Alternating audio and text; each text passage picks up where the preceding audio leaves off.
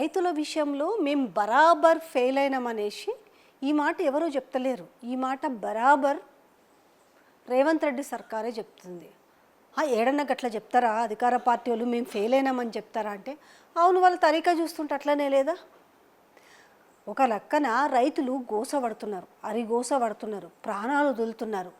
అయినా కూడా రైతు పండుగ రైతు ఉత్సవాలని చెప్పి మేము వేడుకలు చేస్తామని చెప్తున్నారు. బహు బాగుందనుకోవాలి. ఏమనుకోవాలి? రైతుల సమస్యలు వీళ్ళకి తెలియదా? వరంగల్ సభలో వీళ్ళు ఇచ్చిన డిక్లరేషన్, రైతు డిక్లరేషన్లు ఏమిచ్చిరో వీళ్ళు యాదికి మర్చిరా? ప్రతిపక్ష పోలు బీఆర్ఎస్ వాళ్ళు సభ పెడతామని చెప్పారు. ఏది? వరంగల్లోనే. అదే వరంగల్లోనే రైతులను నమ్మించడానికి రైతు డిక్లరేషన్ పేరిట సభ పెట్టిరు. రాహుల్ గాంధీ సాక్షిగా వీళ్ళు ఏమేం చెప్పారు అన్ని జనాలు ఏం మర్చిపోలే కదా. రైతు భరోసా ఎంత ఇస్తామన్నారు? సంవత్సరానికి 15,000 రూపాయలు ఇస్తామని చెప్పారు. రుణమాఫీ ఏకకాలంలో 2 లక్షల రూపాయలు చేస్తామని చెప్పారు. కౌలు రైతులకు పైసలని చెప్పారు. ఇక ఒక్కటి కాదులే, చాంతాడంత లిస్ట్ ఉంది. ఈ రైతు డిక్లరేషన్ సభల్లో చెప్పినవి నిజంగా ఏమన్నా చేసిరా? మీరే కమెంట్ రూపంలో తెలియజేయండి. ఏకకాలంలో 2 లక్షల రుణమాఫీ అన్న దానికి ఎన్ని కుంటి సాకులు పడ్డారో మీకు తెలియదా? ఎన్ని ఒట్లేసిరో తెలియదా? ఎంపీ ఎలక్షన్స్ వరకు కూడా రుణమాఫీ చేయాల. ఎమ్మటే డిసెంబర్ 9వ తేదీనే రుణమాఫీ చేస్తామని చెప్పిన వాళ్ళు ఎంపీ ఎలక్షన్స్ వరకు కూడా చేయక, ఎంపీ ఎలక్షన్స్లో ఓట్లు పడవని చెప్పి ఎక్కడ పోతక్కడ కనబడ్డ దేవుళ్ళ కాడల్లా ఒట్టు పెట్టిరు. పోనీ ఆ ఎలక్షన్ల తర్వాత ఆ ఒట్టు పెట్టినట్టుగా కనీసము అందరికీ ఏకకాలంలో 2 లక్షల రుణమాఫీ చేసిరా? అది లేదు. అది వేసిన వాళ్లకు తెలుసు, తీసుకున్న రైతులకు తెలుసు. ఎంతమందికి వచ్చింది రుణమాఫీ, ఎంతమందికి రుణమాఫీ రాలేదన్న విషయం కూడా తెలిసే కదా. ఇక్కడ వీళ్ళు చెప్తున్న లెక్క ప్రకారమే 31,000 కోట్ల రుణమాఫీ చేస్తామని చెప్పారు. బడ్జెట్ పెట్టింది కూడా మేము 31,000 కోట్లు అని చెప్పారు. ఫస్ట్ 65,000 కోట్లు అన్నారు, దాని తర్వాత 45,000 కోట్లు అన్నారు. ఇట్లా కుదించుకుంటూ వచ్చి 31,000 కోట్ల కాడికి తీసుకొచ్చారు. పోనీ ఆ 31,000 కోట్లన్న రైతుల అకౌంట్లలో జమ చేసిరా?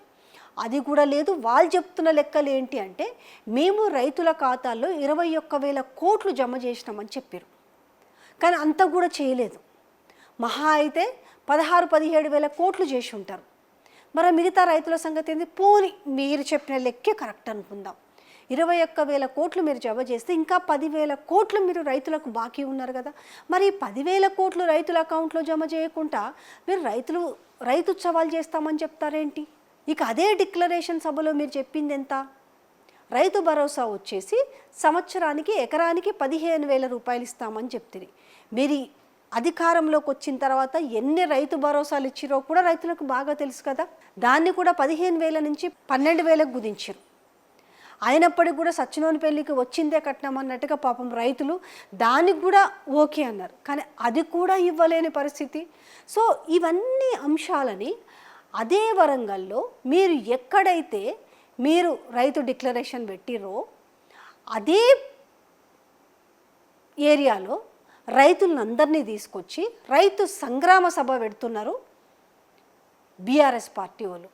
సో ఇక్కడ నొప్పి మొదలైంది. ఎందుకంటే రైతులందరినీ పిలిచి నిజాలు చెప్తారు కదా, రైతులతోటే మాట్లాడిస్తారు.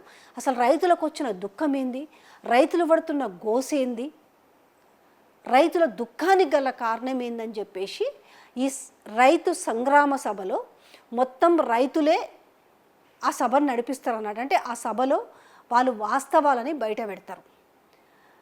అయితే ఏంది ఇప్పుడు ఏడన్నా మనం చూస్తాం కదా, అధికార పార్టీ సభ పెడితే దానికి ధీటుగా కనీసము ప్రతిపక్ష పోలు పెట్టారు. అధికారం వాళ్ళు సభ పెట్టి అన్ని తప్పులు చెప్పారు, మేము నిజాలు చెప్తామని చెప్పి ప్రతిపక్ష పోలు సభ పెట్టాలి కదా ఏదన్నా. కానీ అట్లా కాదు. వీళ్ళు కూడా సేమ్ అదే రోజున రైతు సమ్మేళనం అని పెడుతున్నారు. రైతు సమ్మేళనం అని పెట్టి వాళ్ళకి ఏదో కొన్ని పరికరాలని ఆ రోజు ఇస్తారట. దాంతోపాటుగా 4 మంచి మాటలు చెప్తారట. అసలు ఏమున్నాయి 4 మంచి మాటలు చెప్పండి. మీరు ఏం చేసిరు రైతులకు? నేను ఇంతకు ముందే ఒక వార్త రైతు ఒడ్ల కుప్పలపైనే ప్రాణం విడుస్తున్నారు. కాంటా పెట్టే దిక్కు లేదాడ. వడగళ్లకు నీళ్ళపాలైపోతుంది పంట. ఇవి ఏమన్నా పట్టించుకుంటున్నారా? అసలు ఇంతవరకు మీరు కౌలు రైతులను పట్టించుకున్నారు. చాలా గొప్పగా మేము కౌలు రైతులను ఉద్ధరిస్తామని చెప్పారు. కనీసం ఇంతవరకు కౌలు రైతుల గురించి ఒక సమీక్ష పెట్టిరా? కనీసం ఒక్క చిన్న ఇన్ఫర్మేషన్ అన్నా వాళ్ళ దగ్గర నుంచి తీసుకున్నారా? అసలు ఎంతమంది కౌలు రైతులు ఉన్నారు? కౌలు రైతులకు మేము ఏ విధంగా ఇస్తామని చెప్పేసి కనీసం వాళ్ళకు ఒక భరోసానని ఇస్తున్నారా? ఏదీ లేదు. కానీ పోనీ ఒకవేళ మీరు నిజంగా మేము అన్నీ చేసినాము, మేము అసలు రైతులు ఈరోజు పండగ చేసుకుంటారని మన ఎప్పుడో ఏడనో మంత్రి కోమటిరెడ్డి వెంకటరెడ్డి పాపం ఆయనకి యాదికుండి మాట్లాడిండో యాదికి లేక మాట్లాడిండో తెలియదు, కానీ ఇలాంటి ఆని ముత్యాలు లాంటి మాటలు ఇడిచిపెట్టిండు కదా. ఏం పండుగ చేసుకుంటున్నారు రైతులు? మీరు ఏమిచ్చిరని చెప్పి?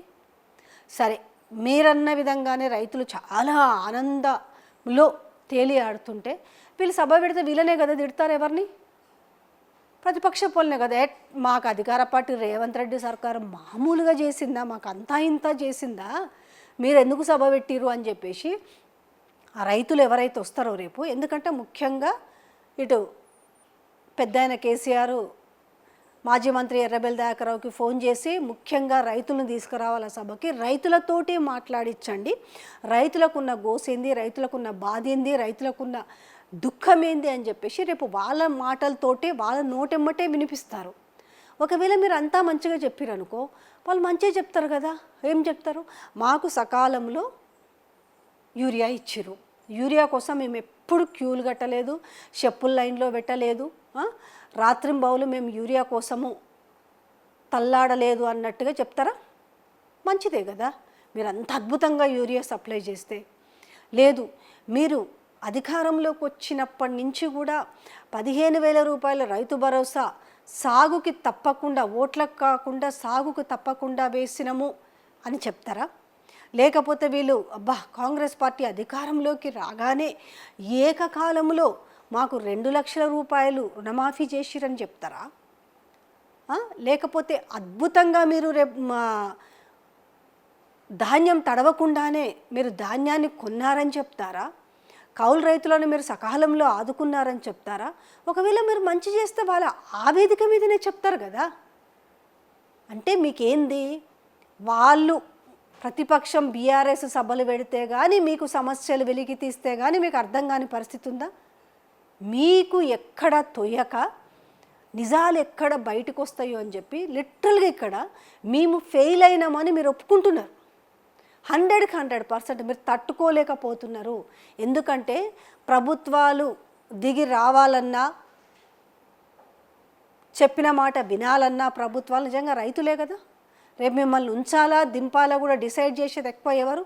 రైతులు, విద్యార్థులే కదా. ఈ విషయం మర్చిపోయి మేము ఇంకా నక్క విన్యాసాలు చేస్తామనుకుంటే మీ నక్క విన్యాసాలన్నీ కూడా రేపు సభ సాక్షిగానే బయటపడతాయి. ఎందుకంటే ఆ సభ రైతు సంగ్రామ సభ, అది కేవలము రైతుల సభ. రైతులు మాత్రం, మీకు కూడా అంత దమ్ము ధైర్యమో, మీరు బాగా తొడలు కొట్టి మీసాలు మెలేస్తుంటారు కదా, నేను అట్లా, నేను ఇట్లా తొక్కుకుంటూ వచ్చినా, నేను నల్లమల్ల పులిబిడ్డ, నల్లమల్ల రైతు బిడ్డ, దుక్కి దున్నినా, కలుపు తీసిన, ఎరువేసిన, ఇట్లాంటి మాటలు మాట్లాడతారు కదా. అదేందో మీరు కూడా ప్రూవ్ చేసుకోండి. మీ సమ్మేళనాలో లేకపోతే మీ సభలో రైతులతో వావ్ అనిపించి అప్పుడు మీసాలు మెలేయండి, అప్పుడు తొడలు కొట్టండి, అప్పుడు తొక్కుకుంటూ పోండి. అది కదా.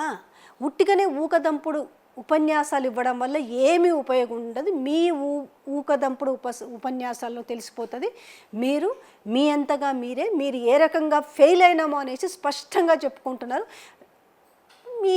ఆ వేదికగానే ఏదైతే మీరంతా ఇక్కడ బేకారు చేస్తుంది ఎవరిని? రాహుల్ గాంధీనే బేకారు చేస్తారు కదా. ఇప్పుడు కేరళలో మొత్తం ఆయనకేం సంబంధం లేదు, నేను పోయి జస్ట్ పినరన్ విజయ్ని అట్లా తిట్టేసి వచ్చినా అయిపోయింది, అందుకనే ఆడ 99 సీట్లు వచ్చినాయి అనేసి ఇక్కడ మీరు మాట్లాడించుకుంటున్నారు కదా. సో అట్లా బేకారు చేసారు. అంటే ఏమీ లేదు ఇందులో. రాహుల్ గాంధీది అయితే పైసా లేదు, ఏమీ లేదు. ఆయనకు కొంచెం కూడా క్రెడిట్ ఇవ్వద్దు, అంతా నాదే క్రెడిట్ అన్నట్టుగా మాట్లాడుకుంటున్నట్టుగా ఈడ కూడా ఏం చేశారు, ఆయన బేకారు చేశారు. డిక్లరేషన్ సభకు ఆయన తీసుకొచ్చి ఆయన చేత అబద్ధాలు చెప్పించి ఇవాళ ఆయనే కదా మళ్ళీ మీరు బేకారు చేసింది. ఓవరాల్గా ఏం చేశారు, మీరు ఫెయిల్ అయినరు. కానీ ఇక్కడ ఏంటి, మీరు ఫెయిల్ అవ్వడమే కాకుండా రాహుల్ గాంధీని ఏ రకంగా బేకారు చేశారనేది కూడా స్పష్టంగా జనాలకు అర్థమవుతుంది.